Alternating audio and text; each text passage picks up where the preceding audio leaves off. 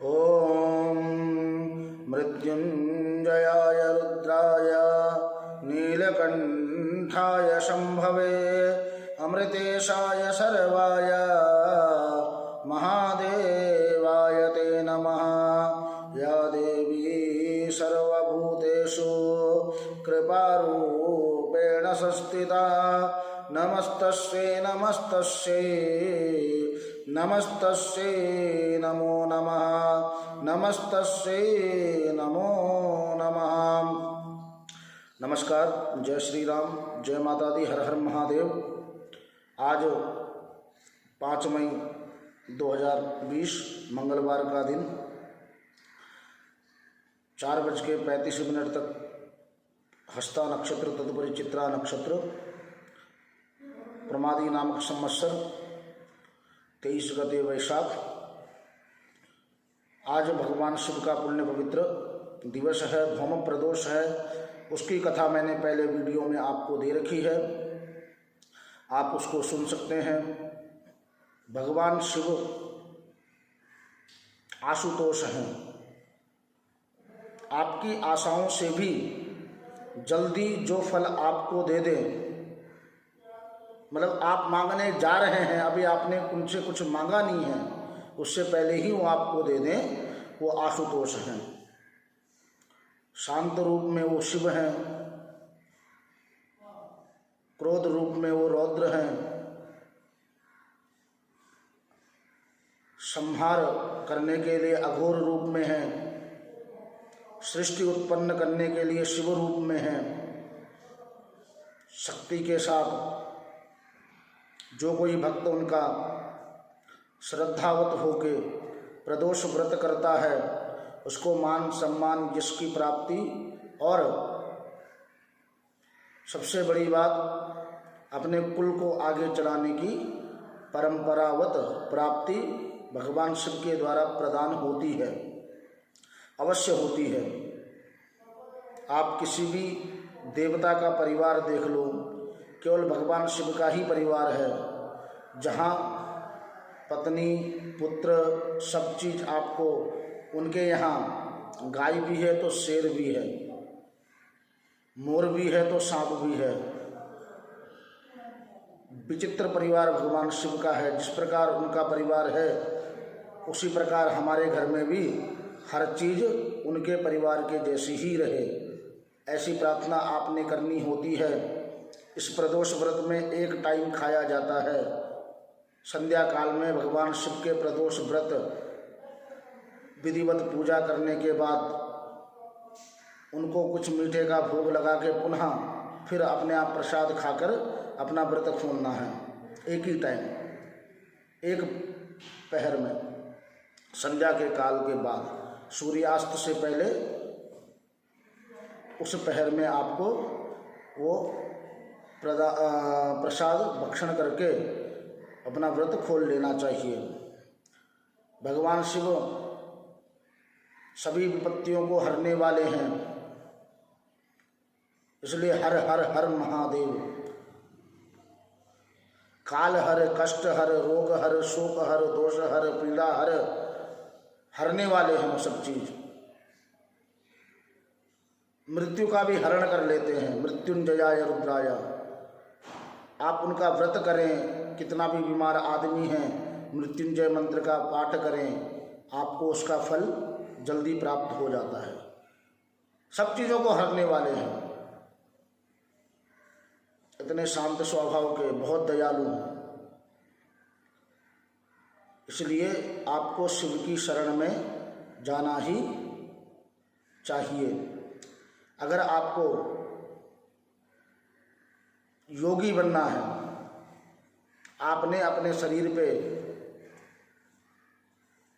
अपने मन पे, अपनी आत्मा पे, अपनी इंद्रियों पे कंट्रोल, उनको वश में करना है, आपको शिव की आराधना अवश्य करनी चाहिए।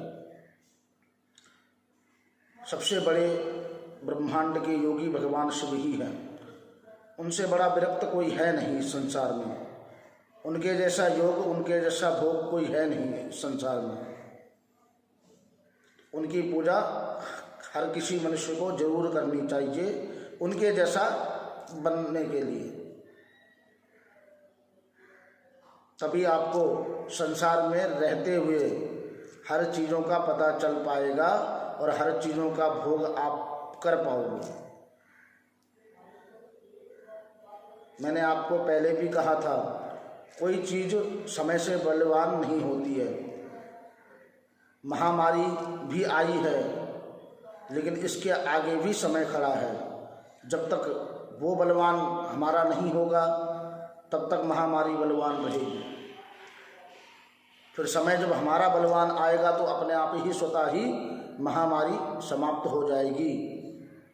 और उसको कोई भी चीज़ इस संसार में अगर उत्पन्न हुई है, चाहे वो परमात्मा के द्वारा हो, चाहे वो मनुष्यों के द्वारा हो, उसका एक ना एक दिन नाश होना ही है, विलुप्त होना ही है उसने।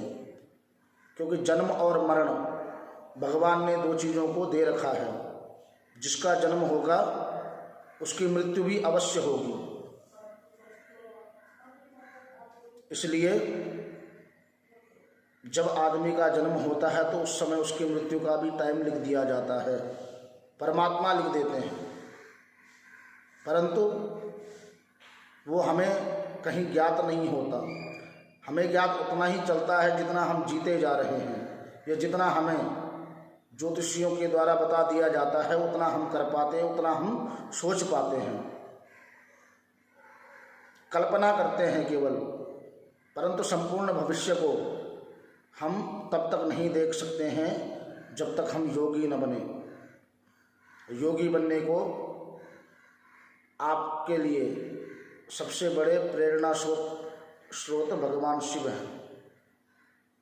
उनसे जब आप प्रार्थना करोगे, उनके जैसी स्थितियाँ अपने लिए इकट्ठी करोगे, कोशिश करोगे उनके जैसा बनने की, तभी आपके अंदर वैराग्य जागेगा। जब आपके अंदर वैराग्य जागेगा तो आपकी इंद्रियाँ आपके वश में होगी। आपकी इंद्रिय आपके वश में होगी तो आपका विवेक बढ़ेगा, अंधकार दूर हो जाएगा और आप नेत्र बंद करोगे तो आपको सारी स्थिति पता चलनी शुरू हो जाएगी। इसलिए इस विपत्ति में आपने घबराना नहीं है। परमात्मा के द्वारा रची हुई सृष्टि है ये। यहाँ पर हम और आपको मिलके साथ रह के इस मुकाबले को जीतना है, आवश्यक है।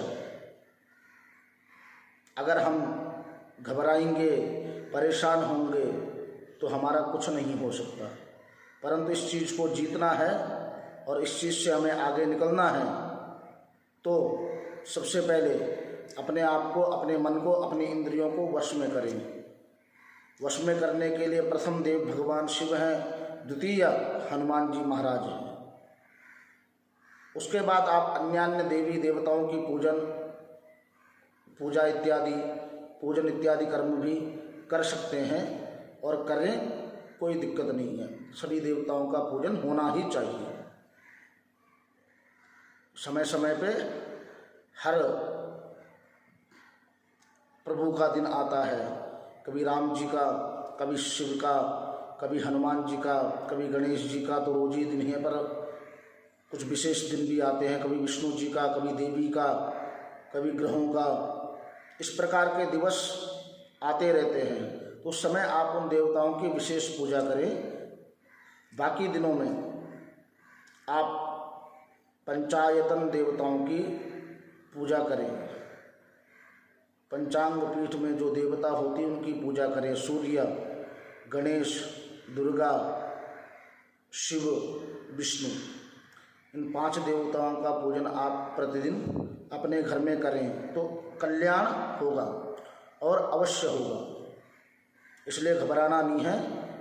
जिन चीज़ों को आपको याद कराया जा रहा है, जिन चीज़ों को आपको बताया जा रहा है, उन चीज़ों के द्वारा आप उन दोषों को दूर कर सकते हैं। समस्या तो है पर समाधान भी हमारे ही पास है।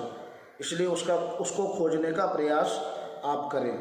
आज पुण्य व्रत है भगवान शिव का, विशेष आप करें और अपनी स्थितियों में आगे बढ़े। आज के लिए इतना ही, धन्यवाद।